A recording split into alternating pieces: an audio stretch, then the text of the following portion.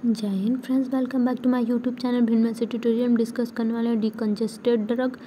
डीकंजेस्टेड drug used होता है जब कुछ कंजेस्टेड एरिया, जैसे कि हो गया कि हमारे नज़ल्स में, हमारे रिस्पायरेटरी ट्रैक में जो होता है ये कंजेस्टेड हो जाता है, म्यूकस का फॉर्मेशन हो जाना।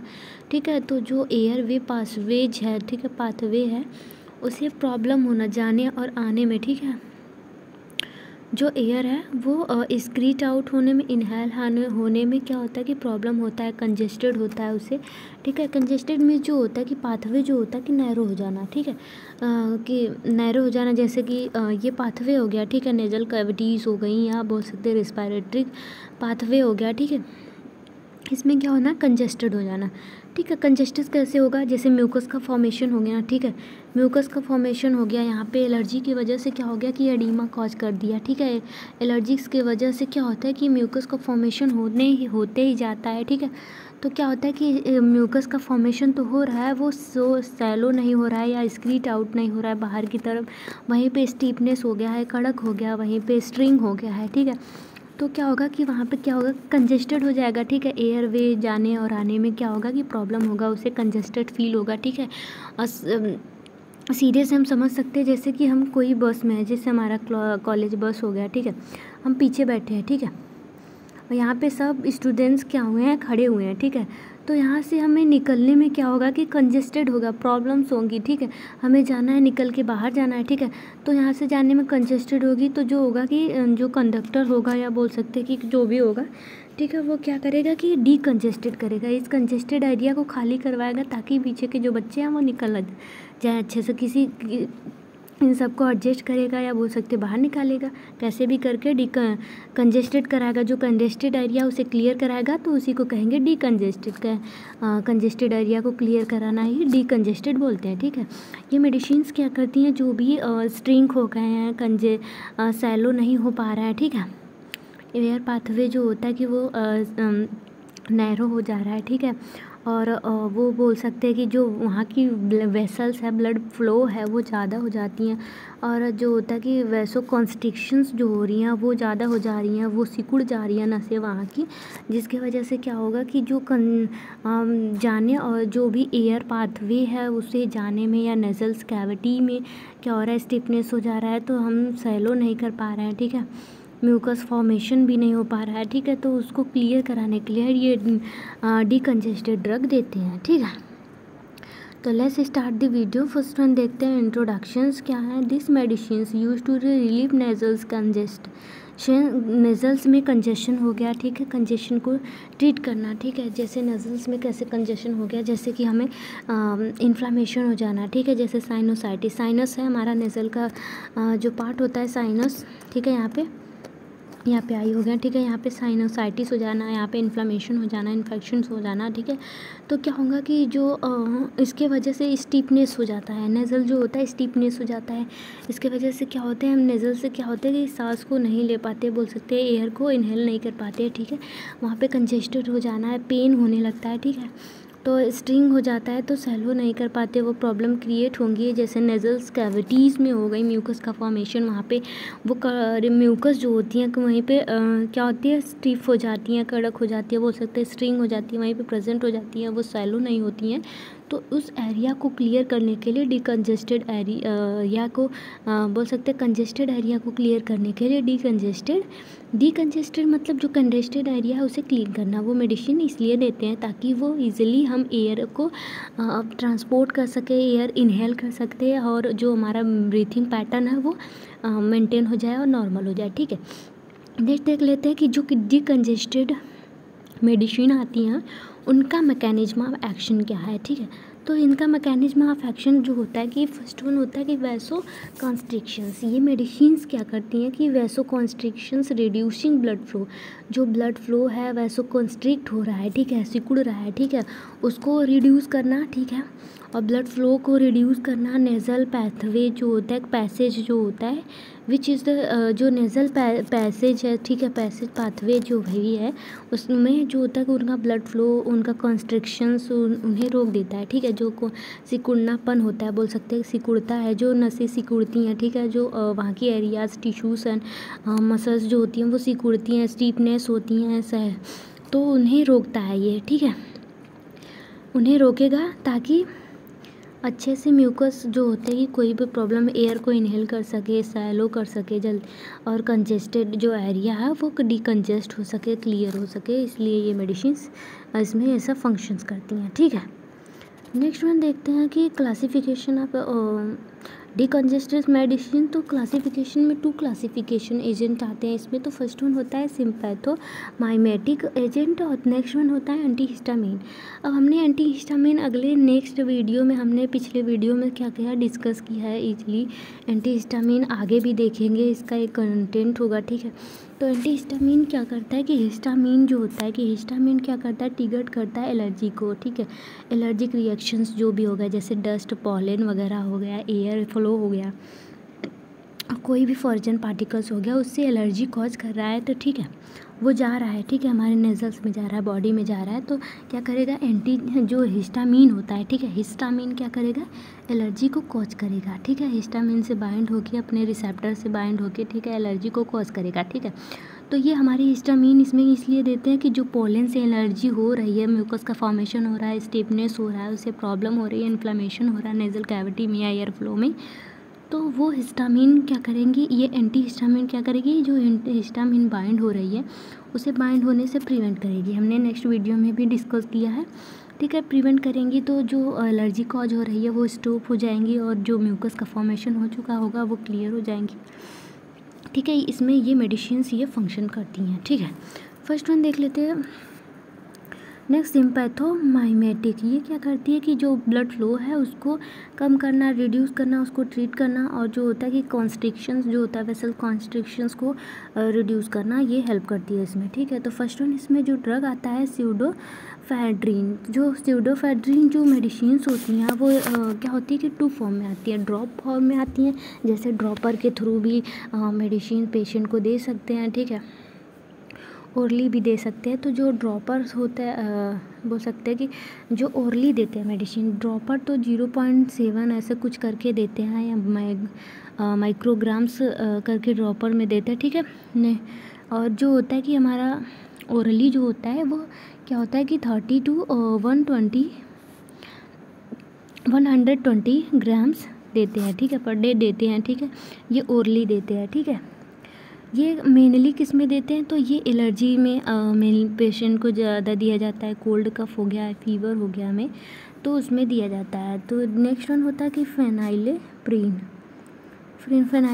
जो होता है कि ये भी ओरली देते हैं, ओरल फॉर्म में देते हैं, ठीक है। ये फेनाइलेफ्रिन जो ओरल फॉर्म में देते हैं, ये क्या होता है कि जो ड्रग होती है ये ज़्यादा से ज़्यादा फ्लू हो गया, जैसे कि हमारा को फ्लू वगैरह कोई हो गया, ठीक है, किसी के थ्रू एजेंट के थ्रू हमें कॉज हो रहा है, कोल्ड कफ हो रहा है, जैसे कि हमें हो रहा था, जैसे कि कोरोना के थ्रू क्या हो रहा था कि हमें सर्दी हो रहा था, कोल्ड कफ हो रहा था, कंजेस्टेड हो रहा था, एयर जो पाथवे है वो डिसबैलेंस्ड हो रहा था, तो उस कंडीशंस में ये मेडिसिन्स प्रोवाइड करते थे। और इसमें कितना दिया जाता है, तो इसमें 10 ग्राम्स दिए जाते थे, ठीक है, दिए जाएंगे। बाकी कोई भी ड्रग्स हम ले रहे हैं तो बिना डॉक्टर के कंसल्ट से हम नहीं ले सकते हैं, ठीक है। ऑक्सीमीटाजोलिन जो होता है, ऑक्सीमीटाजोल जो होता है कि स्प्रे इन्हेलर के थ्रू, ठीक है, स्प्रे इन्हेलर के थ्रू ये मेडिसिन्स प्रोवाइड की जाती है पेशेंट को 1 to 2 टाइम, जैसा कि पेशेंट का कंडीशंस हो उस अकॉर्डिंग हम प्रोवाइड करते हैं पेशेंट को, ठीक है। नेक्स्ट वन देख लेते हैं। एंटीहिस्टामिन एजेंट में जो 2 ड्रग्स हैं मेनली, इसमें से आप एक लर्न कर सकते हैं। तो फर्स्ट वन होता है कि डिफेनहाइड्रामीन, ठीक है। डिफेनहाइड्रामीन जो होती है वो ड्रग जो होती है 10 mg देते हैं, माइक्रोग्राम्स, ठीक है, पर डे।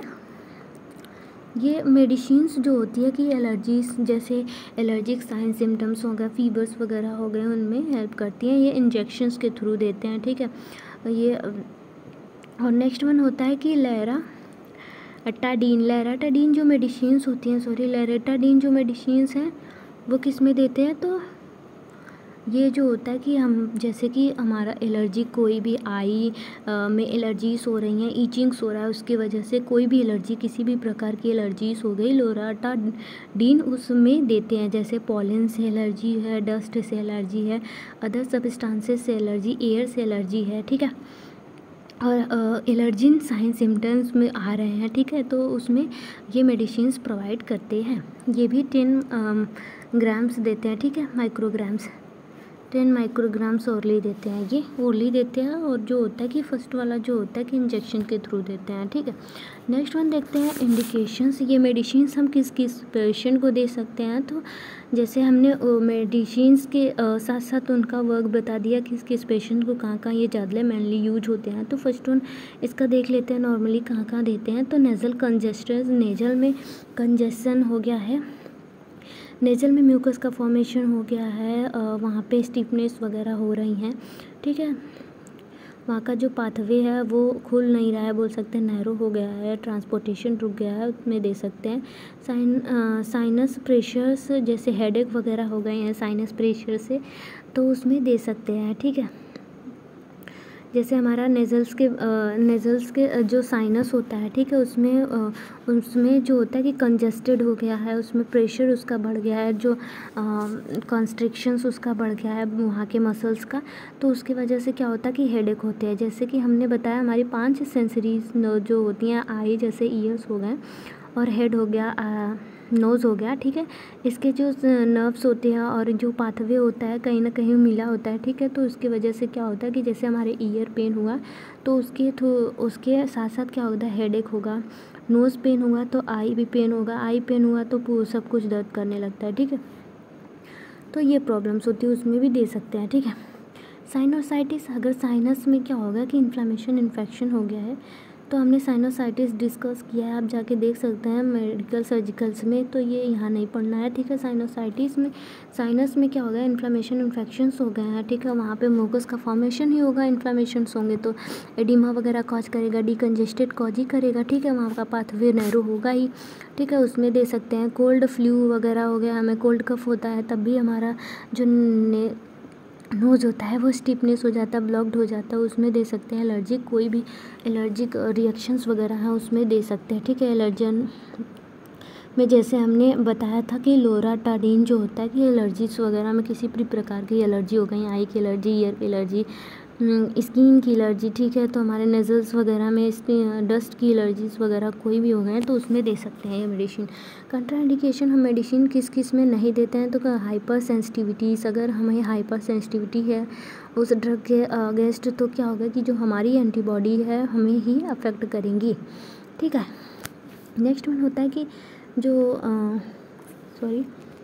नेक्स्ट वन होता है कि जो हमारा नैरो एंगल ग्लूकोमा, हमने ग्लूकोमा डिस्कस किया पिछले वीडियो में, तो जो क्या होता है कि जो हमारा नैरो एंगल ग्लूकोमा हो गया, ठीक है, हमारे आई में प्रॉब्लम्स हो गई। एंगल ग्लूकोमा जो होता है कि हमारे आई का जो फ्लू होता है, एक्वस ह्यूमर फ्लूइड जो होता है वो ज़्यादा हो जाता है, ठीक है, तो ग्लूकोमा कॉज करती है, निकलने के चांसेस नहीं होते हैं, तो हम डिस्कस किए हैं मेडिकल सर्जिकल्स में, तो ये प्रॉब्लम क्रिएट हो गई तो इसमें नहीं देंगे, ठीक है।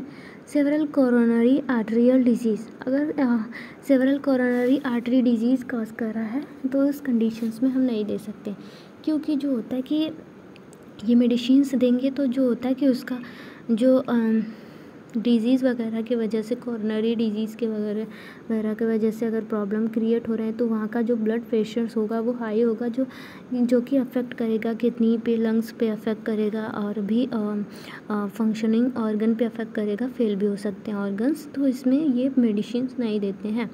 अगर बच्चा जो होता है कि 6 ईयर से नीचे है तो उसमें पेशेंट को, उस बच्चे को नहीं दे सकते हम ये मेडिसिन्स, उनके लिए अलग प्रेफर होते हैं, पीडियाट्रिक के जो डॉक्टर्स होते हैं वो प्रेफर करते हैं मेडिसिन्स। हमें कोई भी मेडिसिन्स खुद से प्रेफर नहीं करनी है बिना डॉक्टर के कंसल्ट लिए। नेक्स्ट बनता है साइड इफ़ेक्ट, क्या क्या देखने को मिलेंगे इस मेडिसिन्स को अधिक से ज़्यादा लेने पे, ठीक है। अगर हमें हाई डोज ले रहे हैं, बोल सकते हैं कि ज़्यादा दिन तक लेने स्टार्ट कर दिया, एडिक्ट हो गए हैं, तो क्या क्या कॉज साइड इफ़ेक्ट इसके हो सकते हैं। तो इंसोम्निया, नींद नहीं आएगी, एंग्जाइटी होगा उसकी वजह से, और इंक्रीज हार्ट रेट, जो हार्ट रेट होगा वो इंक्रीज होगा, उल्टा रिएक्ट करेगा, ठीक है। उसमें क्या होता है कि जो मेडिसिन्स होती हैं वो ब्लड फ्लो को क्या करती हैं, कम करती हैं, कॉन्स्ट्रिक्शंस को कम करती हैं, रिलैक्स करती हैं, ठीक है। तो ये क्या करेगी, बीपी को बढ़ाना स्टार्ट कर देगी मेडिसिन्स। और हमारा मेन नर्सिंग रोल जो होता है कि इसमें हमने राइट डाउन नहीं किया है, जो मेन नर्सिंग रोल होता है कि हम पेशेंट को असेस करें, ठीक है। असेस करने के बाद जो होता है कि उनकी कंडीशंस को जांचने के बाद हम जो इन्फॉर्मेशंस हैं हम डॉक्टर को प्रेफर करें, उनको बताएं, उनको रिकॉर्ड एंड रिपोर्ट करें। फिर उसके बाद जो डॉक्टर्स होते हैं वो जो भी मेडिसिन्स प्रिस्क्राइब्ड कर रहे हैं वही हमें मेडिसिन प्रोवाइड करनी है पेशेंट को, ठीक है।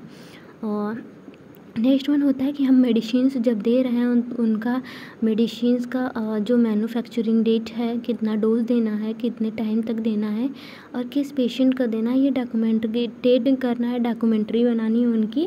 और जो भी दे रहे हैं, ठीक है, तो पेशेंट ये सब हमें नॉलेज होना चाहिए, मेडिसिन के बारे में नॉलेज होना चाहिए, जो दे रहे हैं मेडिसिन्स उसको बताना चाहिए। और जो भी मेडिसिन्स पेशेंट को दे रहे हैं उनको एजुकेट करना चाहिए कि ये मेडिसिन्स किस लिए है, आपको क्या बेनिफिट होगी, क्या अफेक्ट करेगा, तो ये सब बतानी होती है, ठीक है।